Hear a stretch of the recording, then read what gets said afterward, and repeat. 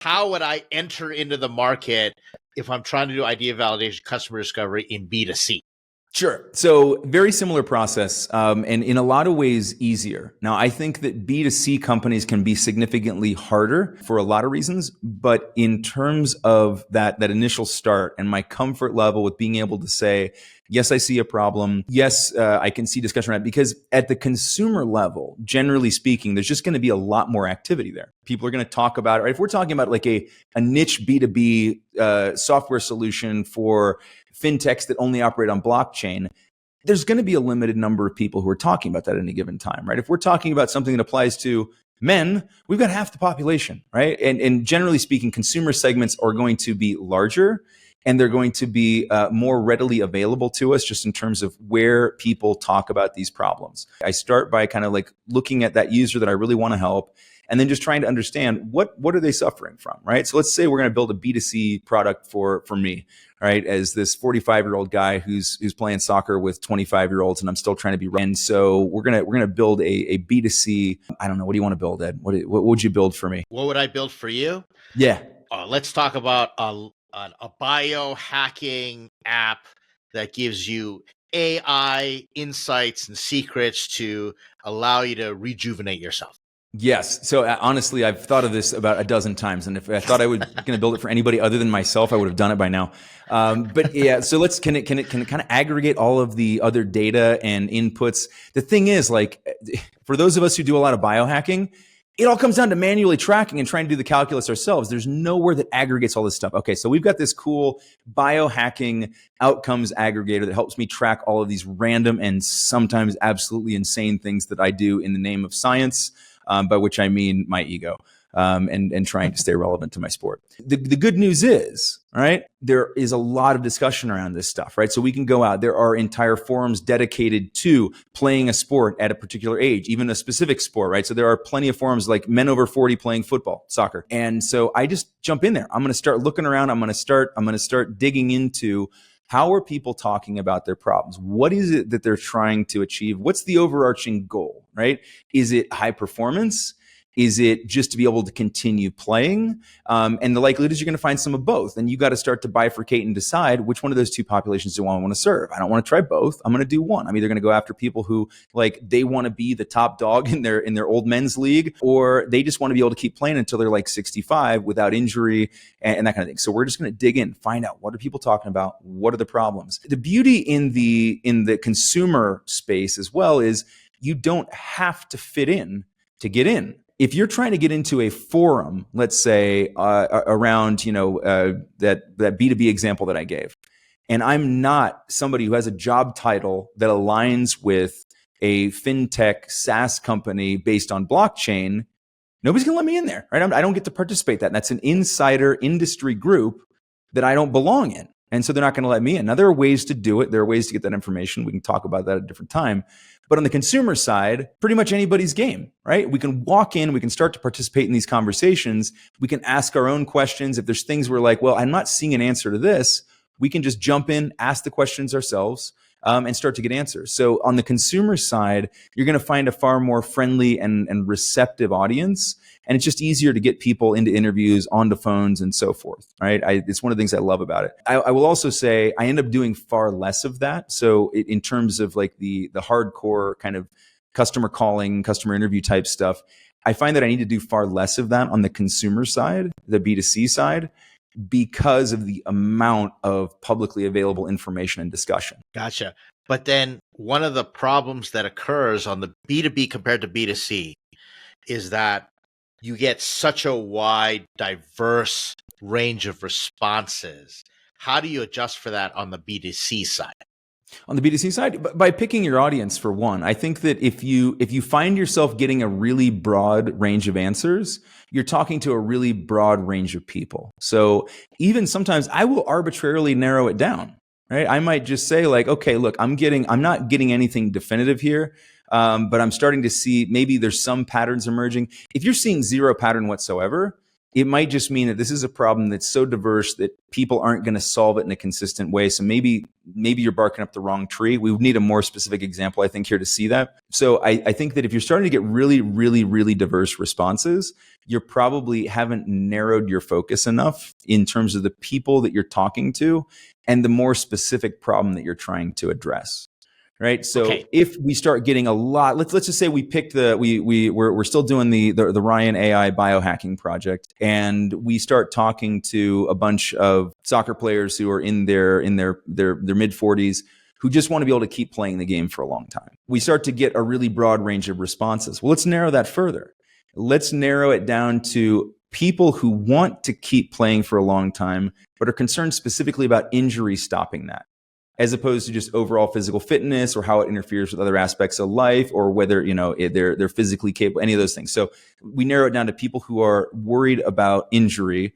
And so then we can just talk about injury prevention, right? And so I think that this is where, if you find yourself getting really, really broad responses, it's probably because you're talking to a really, really broad population. So simply narrow it down, even if that's arbitrary, because if we do that, but you might say, well, but I don't want to just address that problem.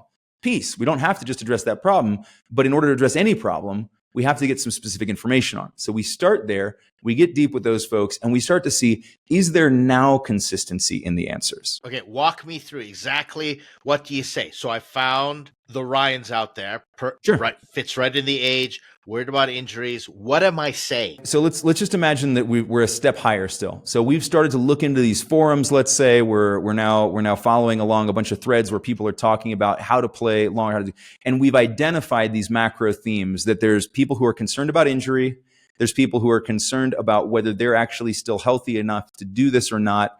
And there's people who are worried about, how it fits into their overall life, and whether or not that type of exertion is actually good for them, or maybe it's too much for them, and how to know when that is. So we've identified 3 macro themes. So now we're going to pick the one around people are just concerned that as every year goes on, that they're more likely to be injured, and that this is going to stop them from being able to play and being able to just be generally fit. Now, we're going to start to ask specifically those questions. So this is where we'll just get into customer interview, or we look for even more specific forums, right? So we might start with something really general, and now we might go and look to see, because again, anytime I can just jump in as a third party into conversations that already exist, they're likely to be as good or better information than if I'm asking people questions. The minute we start to observe people, we know this, right? They change. They'll change their answers. They think they're going to try to figure out what it is that we want to hear. And this is why we have to be really careful with the type of questions we ask. They're not leading, all that stuff. Let's just imagine now that we've found some information. We've gone as far down the rabbit hole as we can, and we've now got another specific forum where they're talking about injury prevention. And we're seeing information around the types of common injuries that people get. We're seeing the type of things that they're doing to prevent those. We're seeing the type of things they do to recover from those. And then we're seeing what's working and what's not, at least by consumer perception, right? Because again, they may not be right. And there's plenty of bad information on the internet, right? Somebody will just be like, spray Windex on it, you'll be fine, go back in. At that point, then we're going to dive in. We're going to start to post. We're going to start to ask questions. If we're not getting answers to our questions, then we may have to try to befriend some people and open real conversations, like outside the forum. Now let's jump into an actual kind of customer interview process where we're going to jump on a Zoom call, pick up a phone, send out a survey. Surveys are I would actually scratch that from the list. I don't like surveys at all because people can only tell you what you ask them, and you miss out on so much rich detail. So for me, it's always phone face-to-face, or face-to-face via Zoom or some other analog. And so at that point, then again, we want to dig in on, what is your big concern here? I'm really concerned about getting injured. Okay. So you're concerned about getting injured. What would be the downside of getting injured? Well, I wouldn't be able to play the game that I love anymore. Okay, what else? Well, I might not even be able to just do regular workouts, and I might start to get less healthy. It might impact my longevity. Okay. And what kind of things are you doing now to be able to play longer, right? And I'm thinking of these off the cuff. Now, normally I would sit down, I would have a good list of questions to ask somebody before I entered into this process. But I'm also super dynamic in these interviews because they give you so much information that you wouldn't have thought of, that you can then go back through, and then you can start to ask subsequent people the same thing. So each one of these interviews, I want you to think about this as a compounding process.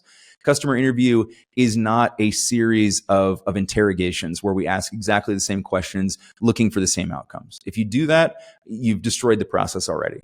All right. And so it's a compounding exercise where each one of these interviews is likely to give us new information up to a point until it doesn't.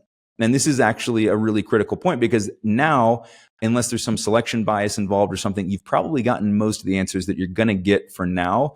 And you've probably uncovered 80-90% of the really important stuff. And by the way, throughout all of this, you're hearing these people's fears, you're hearing these people's dreams, you're hearing their aspirations, you're hearing what they're already doing, you're hearing what they haven't tried, you're hearing what they're thinking about, you're hearing what they would do or want to do. Marketing gold, product gold, communication gold, idea gold. Gold, gold, gold, gold, gold. Gold in those hills. I like it. Okay, but hang on a sec. But we're over the hill, Ed, at this point, remember? I do remember. But at what point in time do you talk about the solution? Pulling out the principle here, you said, don't go in hot and pitch the solution. Would you buy this if I did this? Ask about their problems. I love what you said because it helps me develop empathy for my user, which 100%. Is fantastic. By the way, if you don't have empathy for your users, they're not your users. They never will be. And you are going to build a really bad business. When do I approach them and start talking about the solution? There's a little bit of art to this one, but let's start with a specific point here around why we don't come in hot. Ed, what did you have for lunch 3 Tuesdays ago?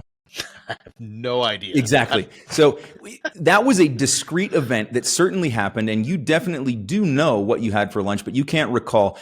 As humans, we're not even good at knowing what's already happened to us. The minute we come into a customer interview asking people about the future, we're asking people to predict the future. Would you use my product if? Or what would you pay for my product? You're asking people to predict the future.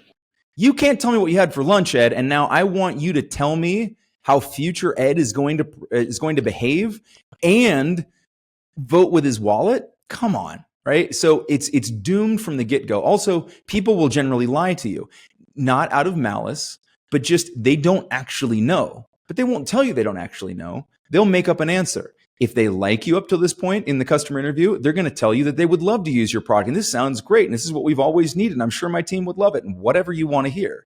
If they didn't like you up to that point, they'd be like, I don't know. You know, it might be something I'd try. People are rarely going to come out and be like, this is dumb. I have no idea what you're talking about. Go home. This is horrible.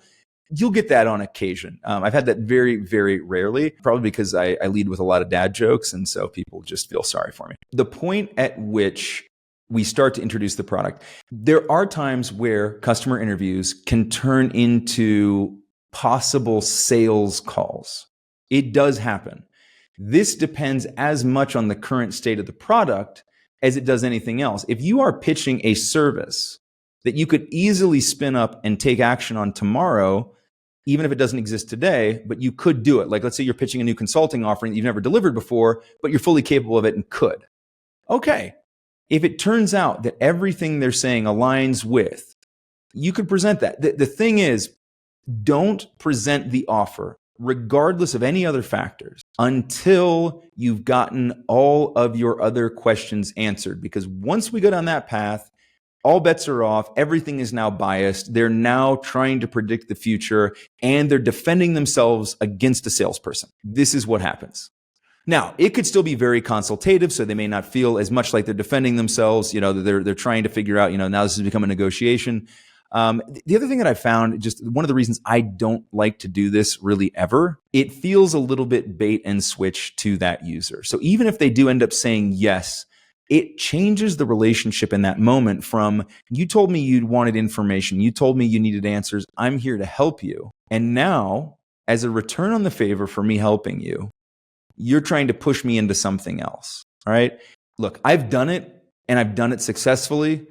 And even when I did it successfully, I didn't love it. Here's what I'll say. You can always come back around to these folks. You can come back around to these folks after you've talked to 20 more folks just like them, and then do that again. If I can add, that's what I like to do. I like to say, thank you very much. I'm going to be talking to 20 of your colleagues or peers. If I can come up with a solution that I think would work for everyone, how interested would you be in having a follow-up call and listening to it? And I get their buy-in, and then now I've got someone that indicates traction. I've got Yep. someone who's already kind of signed up. I can tell investors about that. I can rely on them. I'm building a community. That's what I like to do. 100%. I even go a little bit softer than the could I follow up with you then with that solution? I'll go a little bit softer. It's like, man, this was amazing. I got so much information out of this. This has completely changed my thinking and maybe direction. If at some point in the future I need some clarification or some additional questions, would you be willing to talk again? And just leave it like super, super gentle, super soft and open and complimentary. Because again, sometimes people will then, because I've asked it in the way that you've asked it, and I've had it work plenty of times. I've also had people go, yeah, I don't know, tell me a little more information when you got some ideas together. The other thing, and you brought up a great point here, is one of the things I love to do during these customer interviews is ask them, who else in their space should I be talking to? All right. Mm-hmm. You were such a wealth of information. You must know other people. Who have you learned from, or who's learning from you that I could also talk to? But again, if you turn this into the sales pitch, then it feels very different and you're way less likely to get those informational referrals. And at that point, you might get a sales referral, but probably not. Right. And so I like to leave those doors open. I do love to ask, who else should I be talking to? Because often, the people within industry are connected to other people within industry, and can hand you names at least. Sometimes introductions. Some of my best interviews were not the people that I reached out to, but the people that they turned me on to.